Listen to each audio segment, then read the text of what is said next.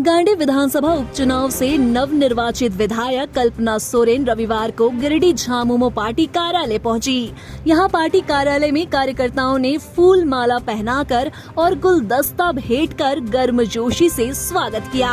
मौके पर उन्होंने एक संबोधन में कहा कि वह यहां की जनता का शुक्रगुजार है, जिन्होंने मुझे बहुमूल्य योगदान देकर विधायक बनाया है। साथ ही पार्टी के लोगों की भी शुक्रगुजार हूं, जो मुझे इस लायक समझा। आगे उन्होंने कहा कि वे गिरिडीह में पहली बार उस समय आए जब हेमंत सोरेन जेल में थे। गिरिडीह के झंडा मैदान में कार्यक्रम था तो मैं पहली बार लोगों को संबोधित करते हुए रो पड़ी थी। तब झारखंड मुक्ति मोर्चा के परिवार ने ही मुझे संभाला था और हमेशा आप लोगों ने हेमंत जी का साथ दिया है। इस दौरान उन्होंने कहा कि आने वाले विधानसभा चुनाव के लिए पार्टी के लोग कमर कस ले, क्योंकि लड़ाई अभी बाकी है। और ये वही क्षेत्र है। कल हम लोग गुजर रहे थे तो भैया से मैंने पूछा भी था कि भैया ये वही, उन्होंने दिखाया कि देखिए यही है गांधी मैदान। तो मैंने बोला हाँ ये वही है जहाँ पे मैं रहूँ, झंडा मैदान। तो झंडा मैदान यहाँ पे मैं, इन्होंने ये देखा कि ये ही भूमि है जहाँ पे आपने अपना पहला भाषण दिया था। मुझे पहला भाषण तो याद नहीं आ रहा था, लेकिन अपना रोना जरूर याद आ रहा। लेकिन उस रोने के क्षण में भी आप लोग जिस मजबूती के साथ में हमेशा हेमंत दादा के लिए खड़े हुए हैं, गुरु जी के लिए खड़े हुए हैं, बहुत ही काबिले तारीफ है। और मैं गर्व करती हूँ कि ये हमारा झारखंड मुक्ति मोर्चा परिवार है और हम लोग इसी तरीके से आगे बढ़ने का काम करेंगे। और हमारा जो चुनाव अब एक और आने वाला है, हमारा विधानसभा चुनाव, उसके लिए आप लोग भी कमर कस लीजिए, क्योंकि लड़ाई अभी बाकी है। अभी तो एक पड़ाव ही चुनाव हुआ था, इस साल का जो सबसे बड़ा चुनाव है हमारा विधानसभा चुनाव। हमारे बाबा बुजुर्ग भैया जितने कर्मठ तरीके से लगे हुए, मैं चाहूंगी कि हमारी माताएं बहनें, हमारी महिला नेत्री जितनी है वो ज्यादा महिलाओं को जोड़े और जितनी मजबूती से हम लोग आगे बढ़ेंगे। क्योंकि आपको भी बताना चाहूंगी कि हिंदुस्तान में हमारी आधी आबादी महिला आबादी है, और जब आप लोग घर संभाल सकते हैं तो आप क्षेत्र भी संभाल सकते हैं, आप पद भी संभाल सकते हैं और हर एक लोगों को जोड़ने का काम कर सकते हैं। तो बस आप लोगों से मैं इतना कहना चाहूंगी आखिर में, अब हम लोगों के पास वक्त नहीं है, बहुत कम वक्त है।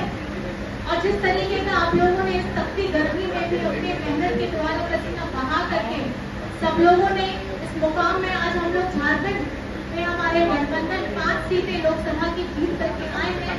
इसके लिए आप लोग अपने लिए कृपया करके जोर से ताली बजाइए और इसलिए जोर से ताली बजाइए कि ताली अब हम लोगों को एहसास दिलाना है कि यहाँ पे लड़ाई हमारी अभी खत्म नहीं हुई है। हम लोगों को विधानसभा चुनाव के लिए भी अपने आप को मजबूत करते हुए और हमारे दिशा निर्देश हमको जो दिया जाएगा माननीय गुरु जी की तरफ से, माननीय हेमंत जी की तरफ से, हम उसी पे आगे बढ़ते हुए आगे की जो भी रणनीति रहेगी उसको हम निष्ठा के साथ, पूरे ईमानदारी के साथ, पूरी मेहनत के साथ आगे बढ़ेंगे और बढ़ाते रहेंगे। और इसको विराम नहीं होने देना है, क्योंकि अभी भी आपका दादा जेल के अंदर में है। तो ये कहीं ना कहीं हर किसी के जहन में बहुत तकलीफ की बात भी है कि जिसमें लड़ करके आप लोगों के सहयोग के साथ 2019 में हमारे झारखंड का नेतृत्व करने का मौका मिला था, आज शरीयत के तहत जेल के अंदर में है। तो ये हमेशा याद रखिएगा कि ये लड़ाई अभी तक खत्म नहीं हुई है और इसको अगर बढ़ाना है तो वो आप लोगों के मजबूत कदमों को और आप लोगों के अंदर में जो जज्बा है उसको मजबूती के साथ आगे बढ़ते हुए हमको हमारे संकल्प को पूरा करना है। तो आप सभी को बहुत बहुत धन्यवाद, बहुत बहुत आभार है यहाँ पर मैं आए हैं, मेरी बातों को सुनने के लिए, मेरा हौसला बढ़ाने के लिए।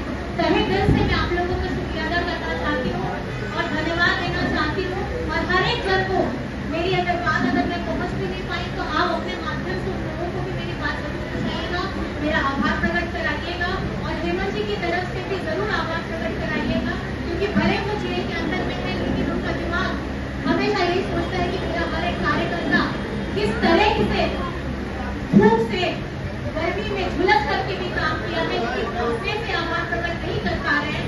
तो अभी मेरे माध्यम से उन्होंने आभार प्रकट करने को कहा है, तो मैं आप सभी को गुरु जी की तरफ से भी आभार प्रकट करना सभी को बहुत बहुत धन्यवाद है, बहुत बहुत शुक्रिया अदा है। नमस्कार, जोहार और आप सभी को सलाम। अपने राज्य से जुड़ी हर ताजा खबरों के लिए आप हमें सब्सक्राइब करें, साथ ही बेल आइकन बटन दबाना ना भूलें।